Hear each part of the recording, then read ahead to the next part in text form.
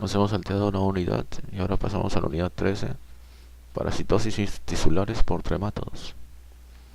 Contiene esquistosomiasis, fascioliasis, clonorquiasis, opistorquiasis, paragonimiasis. Los tremátodos son platelmintos, la mayoría aplanados en forma de hoja y además son hermafroditas, de lo cual se exceptúan los esquistosomas. Tienen dos ventosas que sirven para su fijación, por lo cual se les ha denominado también distomas. Los tremátodos tienen ciclos de vida complejos con las siguientes etapas: huevo que embriona en el agua, primera larva ciliada o miracidio que entra al caracol, primer huésped intermediario. Esporoquista y en algunos tremátodos redia que tiene reproducción asexual dentro del mismo caracol. Y finalmente, cercaria que salen del caracol e invade el huésped definitivo a través de la piel, esquistosoma, o formando quistes llamados metacercarias en plantas, fasciola, en peces, clonorquis o pistorquis, o en cangrejos, paragónimos.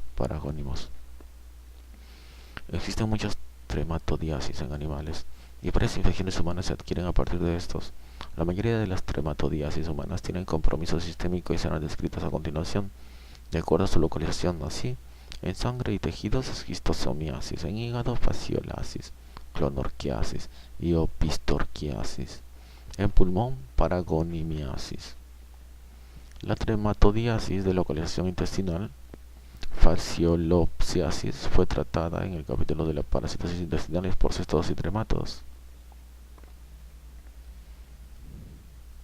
Se incluyen otras trematodiasis humanas presentes en Asia, como las producidas por equinostoma, gastrodiscoides, heterofíes, metagonimus, etc. Debemos mencionar que en el Lejano Oriente y en el sureste asiático se describen permanentemente nuevas trematodiasis, por la costumbre de comer pescado y mariscos crudos. Esquistosomiasis. Esta parasitosis presenta una distribución geográfica bien definida. En algunos países es causa importante de enfermedad. La parasitosis humana es muy antigua, como se ha comprobado por la presencia de huevos del parásito en momias egipcias. Theodor Wilhars, en 1851, observó por primera vez gusanos adultos en venas mesentéricas en una autopsia de un paciente egipcio, el cual denominó inicialmente Distoma hematobium, más tarde cambió el nombre genérico por Bilharsia y posteriormente por esquistosoma, debido a que el cuerpo del macho es partido longitudinalmente donde aloja la hembra. En Brasil, Manuel Augusto Piraja de Silva, en 1908, encontró huevos con espina lateral que, después de ser estudiado por los helmintólogos europeos, decidieron llamarlo Schistosoma manzoni, en honor al investigador inglés Patrick Manson. Agentes etiológicos. Los esquistosomas son parásitos cilíndricos de 1 a 2 centímetros. Los dos sexos viven unidos de forma permanente, la hembra alojada en un canal que presenta el macho a lo largo del cuerpo. Viven en las pequeñas vénulas de varios órganos. Los huevos son diferentes en las 5 especies que parasitan al hombre. Las 3 especies principales de esquistosoma parásitos del hombre son Schistosoma manzoni, Schistosoma haematobium, Schistosoma japonicum. Existen 2 especies menos frecuentes que también parasitan al hombre: Schistosoma mekongi, Schistosoma intercalatum. Una diferencia importante entre las 3 especies principales radica en la presencia de tubérculos en la cutícula, bien desarrollados en el primero, pequeños en el segundo y ausentes en el tercero. Los parásitos adultos son alargados, cilíndricos y curvos hacia la parte posterior. Miden entre 1 centímetro y 2 centímetros en promedio. La hembra es más larga y delgada que el macho. Este último posee una apertura longitudinal llamada canal ginecóforo, en el cual aloja a la hembra en determinados periodos. Ambos sexos presentan 2 ventosas en la parte anterior, una en el extremo o ventosa oral y la otra a corta distancia, llamada ventosa ventral.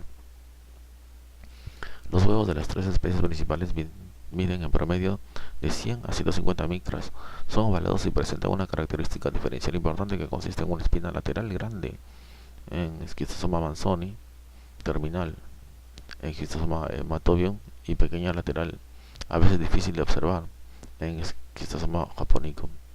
Los huevos de Schistosoma mekongi son parecidos a los de Schistosoma japonicum, pero más pequeños. Los de Schistosoma intercalatum son parecidos a los de Schistosoma hematobium, hematobium, con espina terminal de mayor tamaño. Aquí vemos ventosas y la hembra alojada canal ginecóforo. Adultos, el macho es más grueso y muestra las ventosas flechas en el canal ginecóforo flecha. Se aloja la hembra delgada, de la cual sobresale uno de sus extremos, la flecha. Esquistosoma, huevos de cada especie. A. Esquistosoma manzoni con espina lateral. B. Esquistosoma hematobium con espina terminal.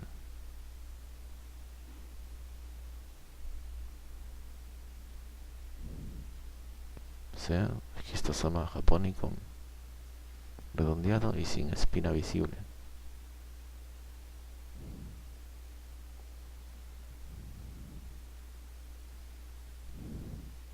Ciclo de vida.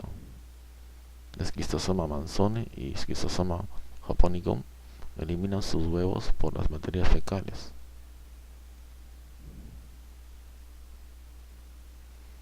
Esquistosoma hematobium lo hace por la orina. Entre los huevos de Esquistosoma hematobium,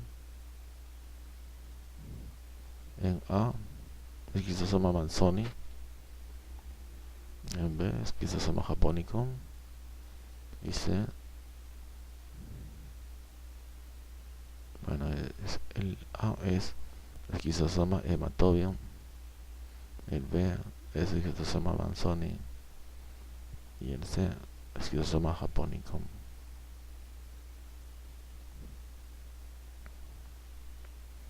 Dan origen a los miracidios, aquí está, en el agua. Y en 4, los caracoles, huéspedes intermediarios. En 5, cercarias, larvas infectantes, vistos con lupa. En 6, el contacto de la piel con el agua permite la infección. En 7, las cercarias están en el agua, penetran la piel. 8, en el organismo sucede la migración a las esquistosómulas. Sucede la migración de las esquistosómulas al pulmón y por vía arterial a las vénulas, donde se localizan los adultos.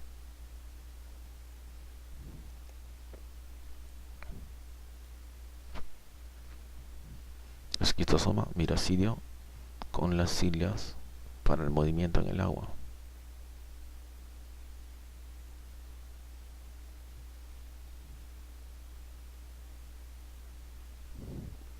Esquistosoma caracoles huéspedes intermediarios de 3 géneros.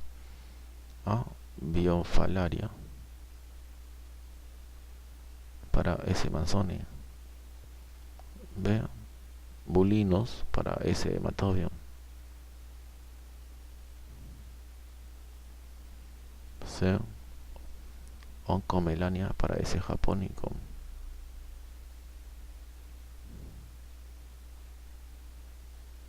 Cercaria con cola bifurcada. Y B. Cercaria penetrando por la piel.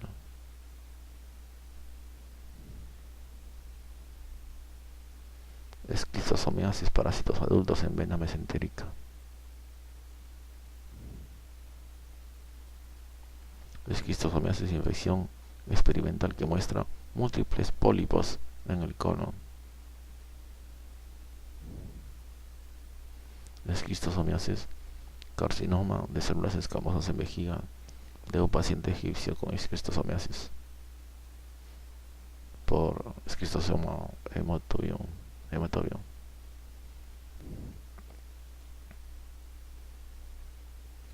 Esquistosomiasis, corte histológico que muestra huevos en el tejido. Esquistosomiasis, granuloma en hígado con tejido fibroso rodeando un huevo del parásito.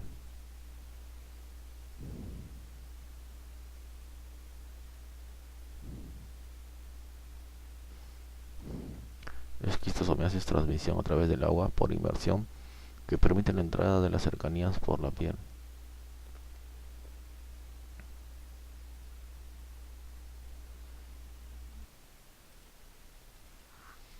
Entonces decíamos que los huevos de esquistosoma mekonghi son parecidos a los de esquistosoma japonicum, pero más pequeños. Los de esquistosoma intercalatum son parecidos a los de esquistosoma hematobium, con espina terminal de mayor tamaño. Ciclos de vida. Los huevos de los esquistosomas salen al intestino a través de los tejidos, son eliminados en las materias fecales o en la orina y deben caer al agua, donde se convierten en miracidios, primera forma larvaria que invade caracoles como primeros huéspedes intermediarios. En estos hay transformación para dar origen a una segunda larva llamada cercaria, que sale del caracol y nada en el agua hasta encontrar la piel del huésped definitivo, bien sea el hombre o los animales. Después de penetrar la piel van por vía linfática y sanguínea para alojarse como parásitos adultos en las vénulas. La localización de los parásitos adultos es la siguiente: vénulas mesentéricas del colon, esquistosoma manzoni, esquistosoma intercalatum; plexo venoso vesical, esquistosoma hematobium; vénulas mesentéricas del intestino delgado, esquistosoma japonicum y esquistosoma mekonghi. Los parásitos adultos permanecen en los vasos sanguíneos, adheridos a la pared por las ventosas, y usualmente viven por 5 años, pero ocasionalmente hasta 30 años. Las hembras fecundadas migran contra la corriente sanguínea hacia los vasos más pequeños, donde depositan los huevos, los cuales permanecen allí, y cuando se rompe la pared de esas vénulas, llegan a los tejidos para dar origen a granulomas. Algunos huevos de las 5 especies caen a la luz intestinal y son eliminados con las materias fecales. Los esquistosoma hematobium caen principalmente a la vejiga y se eliminan con la orina.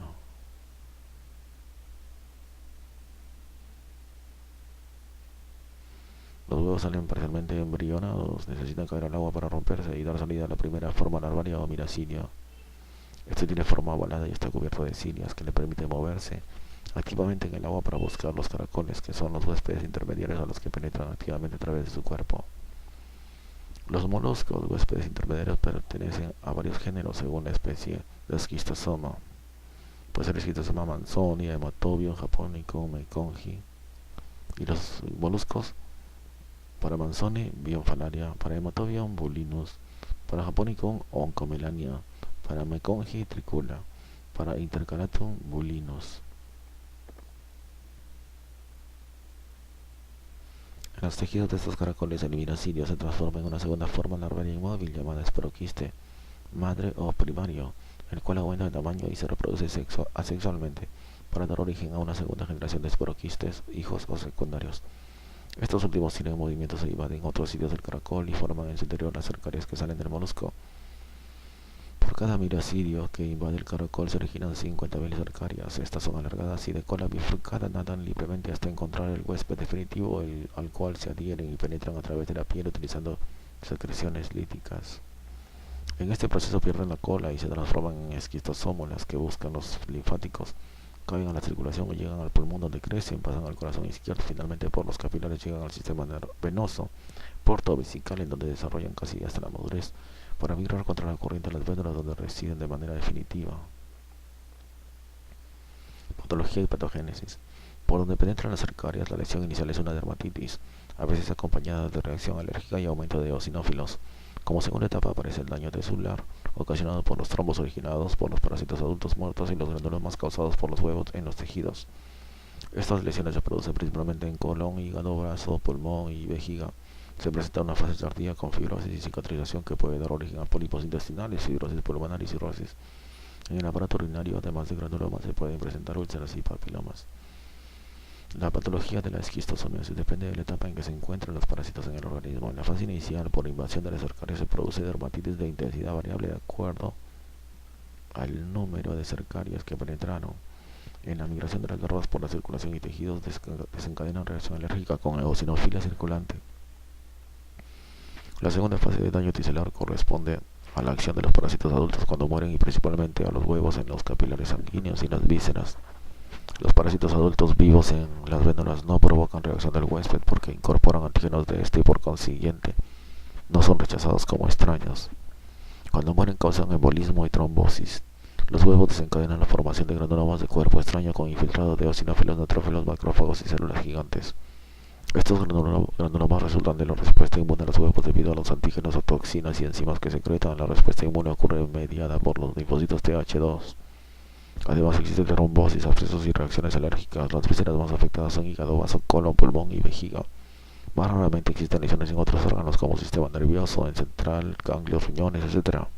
Las lesiones en el hígado consisten en hiperplasia, congestión, inflamación granulomatosa y presencia de pequeños abscesos alrededor de los huevos. El vaso presenta hiperplasia, congestión e hipertrofia. En el colon hay infiltración de celular, abscesos que se rompen y dan origen a hemorragias y pequeñas ulceraciones que permiten la liberación de los huevos a la luz intestinal. En el pulmón hay lesiones parenquimatosas de tipo granulomatoso alrededor de los huevos. En el parásito urinario las lesiones son debidas principalmente a esquizosoma hematobium. Hay oclusión de los pequeños vasos sanguíneos, presencia de granulomas que se observan como pequeños granos de harina amarilla en la pared vesical. Pueden formarse úlceras, papilomas o pólipos y también contribuyen a formar cáncer. En algunos casos las lesiones afectan al parásito genital, riñones y uréter. Puede presentarse carcinoma de vejiga. La tercera fase consiste en lesiones de tipo fibroso y cicatricial como una etapa de defensa del organismo a los huevos que progresivamente tienden a calcificarse. Esta etapa es muy crónica, responsable de la fibrosis hepática, hipertensión portal, cirrosis, fibrosis pulmonar y producción de pólipos intestinales y vesicales. La fibrosis hepática se mide por ultrasonografía en grado. Se ha descrito la presencia de bilharciomas, que son masas de tejido fibroso e inflamatorio principalmente en el mesenterio y en la serosa intestinal, los cuales contienen una gran cantidad de huevos en su interior. Puede haber huevos en el sistema nervioso central que llevan a lesiones causantes de epilepsia y déficit neurológico focal. Los huevos se presentan con frecuencia en el hígado como causa de granulosa con fibrosis.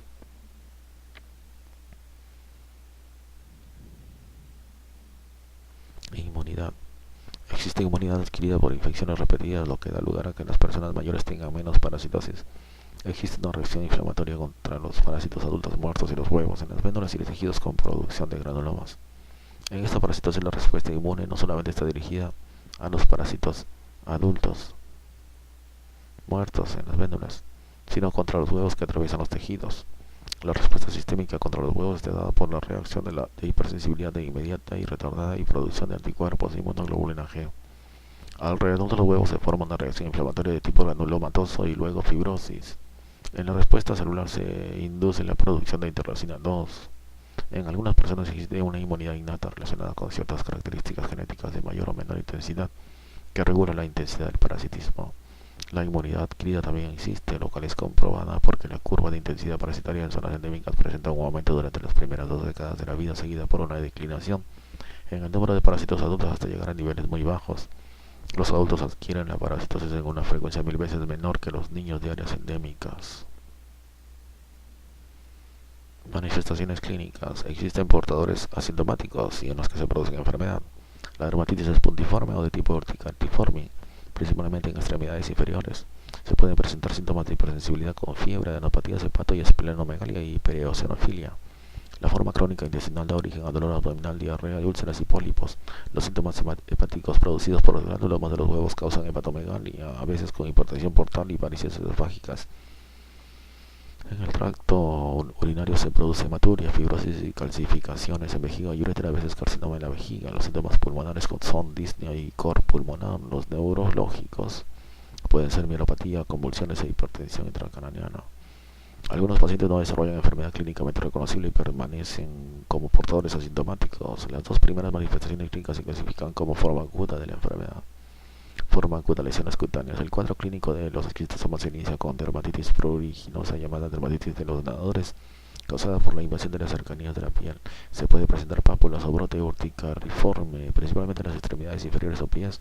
Se presenta un día después de la infección y puede durar una semana. Se observan algunas lesiones hemorrágicas puntiformes semejantes a picaduras de pulga. Estas manifestaciones cutáneas son más comunes por esquistosoma japonicum y menos por esquistosoma hematobium. Hipersensibilidad sistémica. Se ha llamado fiebre de Katayama y se debe a la reacción contra los parásitos entre 2 y 8 semanas después de la exposición, principalmente por esquistosoma manzoni y esquistosoma japonicum. Los síntomas más frecuentes en viajeros y personas no inmunes y consisten en fiebre súbita con escalofrío, mialgias, artralgias, tos seca, diarrea y cefalea.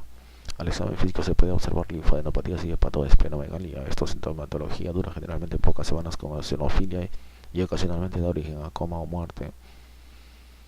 Forma crónica es más común en áreas endémicas donde los pacientes frecuentemente tienen parasitosis de alta intensidad. La severidad de la enfermedad se relaciona con la intensidad del parasitismo, la localización anatómica y la duración de la infección. Las diferentes formas de esquistosomiasis crónica son intestinales, causada por las 5 especies de esquistosoma, pero menos frecuente por esquistosoma hematobium. Las manifestaciones clínicas de estas formas se originan principalmente en el colon y consisten en dolor abdominal, mal apetito y diarrea, que puede ser sanguinolenta y dar origen a anemia. Se pueden presentar pólipos en la pared intestinal debido a los granulomas que se originan en los huevos. También es posible ver úlceras, estenosis y raramente masas obstructivas, apendicitis aguda. Hepática es producida por esquistosoma manzoni, esquistosoma japonicum y esquistosoma mekongii, y se describen dos síndromes, uno inflamatorio con hepatomegalia principalmente en niños y adolescentes y el otro crónico en adultos con fibrosis hepática acompañada de esplenomegalia con hipertensión portal. Puede llegar a producirse ascitis y varices esofágicas, urinaria, causada por esquistosoma hematobium, que puede ser asintomática o presentar hematuria microscópica o macroscópica, disuria y poliaquiuria. Secundariamente se puede presentar anemia. La hematuria se presenta en la parte final de la orina, o se puede originar fibrosis y calcificaciones de vejiga y uretra que pueden causar obstrucción urinaria, lo que favorece las infecciones bacterianas secundarias. Existe algún riesgo de formación de carcinoma de células escamosas en la vejiga. La presencia de complejos inmunes en el riñón es causa de proteinuria y a veces síndrome nefrótico pulmonar. Pueden producirse por esquistosoma manzoni, japonicum o hematobium, cuyos huevos se embolizan a la circulación pulmonar y producen granulomas, hipertensión y cor pulmonar. El principal síntoma es disnea. Los rayos X muestran nódulos miliares. Cuando la enfermedad evoluciona se puede presentar cardiomegalia. En este estado la enfermedad es irreversible. Cuando se inicia la terapia específica se puede presentar embolismo de gusanos adultos al pulmón con intensificación de la sintomatología neurológica. Existen dos síntomas, uno de localización medular que produce mielopatía aguda y subaguda y otro por lesiones en cerebro o cerebelo con convulsiones y aumento de presión intracraneana.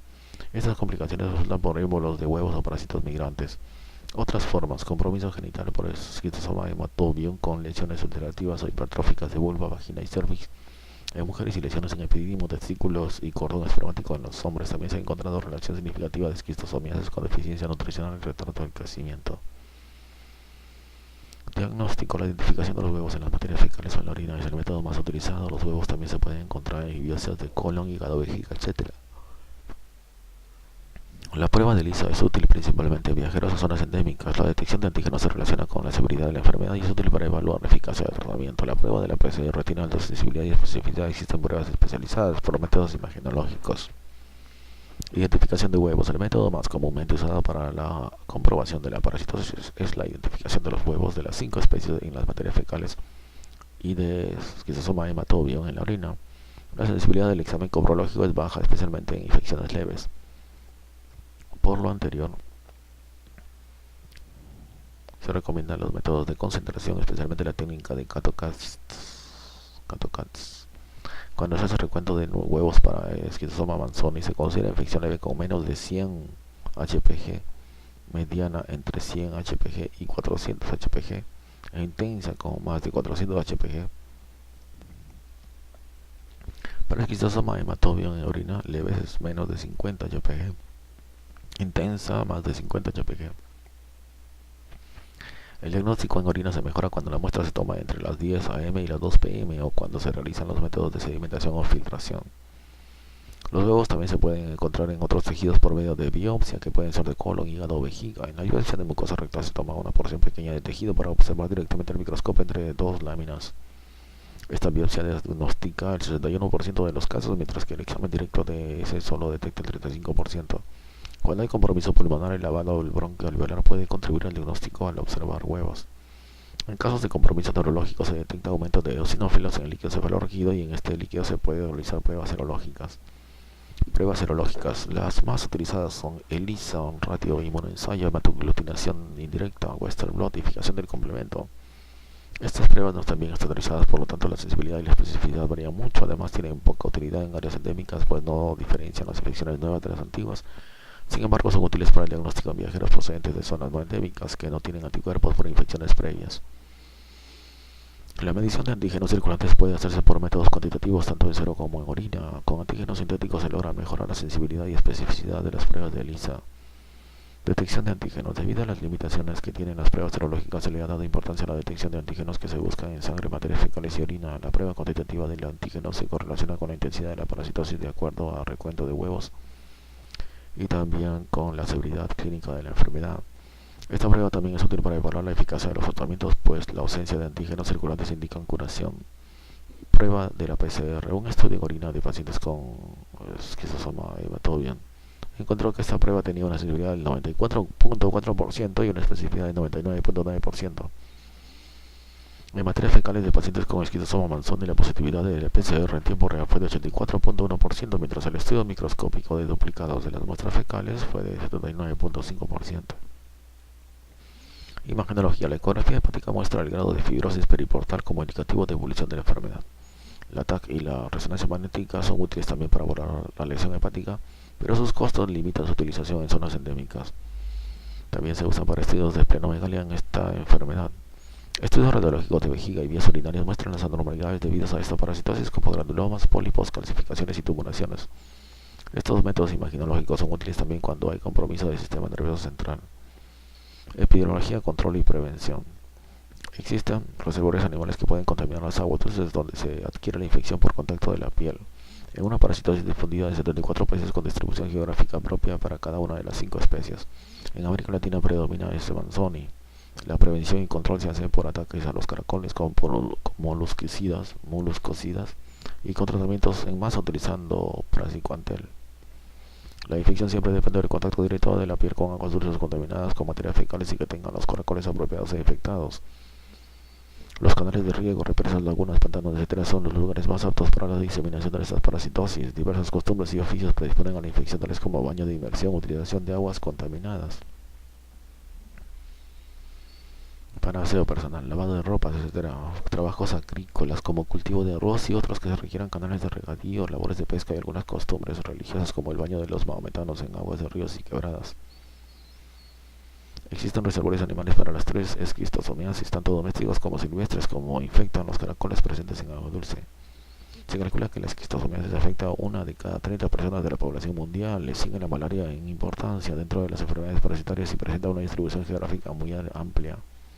Se estima que 200 millones de personas sufren la infección en 74 países y 120 millones de ellos presentan síntomas. La mortalidad alcanza 200.000 casos anuales. La distribución geográfica está bien definida y puede resumirse así: América del Sur y el Caribe, esquizosoma manzoni; África, Oriente Medio, Turquía, India, esquizosoma hematobium; África Central y Occidental, esquizosoma intercalatum; Asia, China, Filipinas, Tailandia, Indonesia, japonicum; Asia, Laos, Camboya, Mekonghi. La más importante en América Latina es la esquistosomiasis por S. manzoni, que presenta prevalencias altas en Brasil, donde se estima que existen 8 millones de casos. En otros países como las Islas Caribe y Venezuela se presenta en escala menor. No constituye un problema importante de salud pública en los demás países, aunque la enfermedad sea reconocida en varios de ellos. En Colombia no se han informado casos autónomos. Esta parasitosis se presenta en alguna frecuencia en viajeros a regiones endémicas. También se ha ocurrido en refugiados procedentes de zonas endémicas que llevan la parasitosis a otros países. La prevención y el control son difíciles de establecer y son dirigidos hacia factores ambientales y humanos. Los primeros se basan principalmente en el ataque a los caracoles por medio de los moluscocidas, entre los cuales está la niclosamida, y en actividades de saneamiento ambiental e ingeniería sanitaria. Existen campañas que se basan en la educación y tratamiento en masa, lo que en la actualidad tiene mayor actividad para la eficiencia de los agentes quimioterápicos efectivos en las dosis únicas que son bien toleradas. La administración periódica de praziquantel en zonas endémicas es recomendada por la OMS como una medida de control. La vigilancia epidemiológica debe ser muy activa en estas parasitosis por la tendencia a su diseminación tanto en zonas rurales como en lugares industrializados, en los cuales son necesarias obras de ingeniería como represas y regadíos en donde se crean condiciones ecológicas apropiadas para su difusión. Se están haciendo investigaciones para producir una vacuna contra esquistosoma y hay optimismo para que este propósito tenga resultados positivos. El objetivo de esta inmunización es dirigir las proteínas de la membrana tanto de la esquistosómula como del parásito adulto, debido a la resistencia parcial al praziquantel en algunos casos y a su posible incremento. Es importante la implementación de una vacuna. Tratamiento praziquantel es el tratamiento de preferencia tanto en casos individuales como en comunidades. Oxamniquina ha sido ampliamente utilizada, pero los resultados han sido superados por praziquantel. Todos los pacientes que están infectados se deben tratar porque los parásitos viven muchos años y se pueden presentar complicaciones en los pacientes no tratados. Para Cincuantel es un tratamiento de elección para todas las especies. Se utiliza tanto en los enfermos parasitados como para programas de control. Presenta muy poca toxicidad y muy buena tolerancia. Actúa aumentando la permeabilidad de los iones de calcio en los parásitos adultos. Estos iones se acumulan en el citosol y producen contracción y parálisis de los adultos. También daña el tegumento y libera antígenos que se encadenan respuestas inmunes. Estos daños hacen que los parásitos sean desalojados de la vía sanguínea hacia el intestino y sean expulsados por el peristaltismo. Este medicamento no tiene acción sobre los parásitos inmaduros ni sobre los huevos, por lo cual es efectivo en los inicios de la infección. La dosis para S-Manzoni, S-Amatobium, S-Intercalaton es de 40 mg por kilogramo en dosis única o dividida en dos partes. Para Japonicum y Mekongis se usan 60 mg por kilogramo dividida en 2 a 3 partes con 3 horas de diferencia. Los efectos secundarios son generalmente leves y se pueden ver como una tercera parte de los pacientes. Consiste en mareo, cefalea, vómito, dolor abdominal, diarrea y prurito. Estas reacciones se atribuyen parcialmente al medicamento y también a la respuesta inmune. Existe una relación directa entre el número de parásitos y las reacciones secundarias. La efectividad en zonas endémicas es mayor del 85% de curación y 90% de reducción de huevos. Actualmente se considera que a dosis terapéuticas no produce abortos, partos prematuros o anormalidades congénitas, aunque es preferible administrar el tratamiento después del embarazo. Este medicamento se ha utilizado en quimioterapia preventiva para poblaciones en zonas endémicas. Actualmente se han detectado casos de resistencia. Los glucocorticoides son útiles en las infecciones iniciales, síndrome de Katayama y complicaciones neurológicas como un complemento al tratamiento con praziquantel para controlar la respuesta inmune. Oxamniquina se utilizó para Manzoni y Amatobium a dosis única de 10 a 20 mg por kilogramo con resultados inferiores al praziquantel. Metilfonato se utilizó para Hematobium a la dosis de 10 mg por kilogramo cada 2 semanas en 3 ocasiones con resultados similares a oxamniquina. Artemether se ha comprobado in vitro que tiene acción sobre las formas inmaduras del parásito Schistosomula. Algunos trabajos de campo sugieren que es útil para reducir la incidencia de Schistosoma manzoni y japonicum.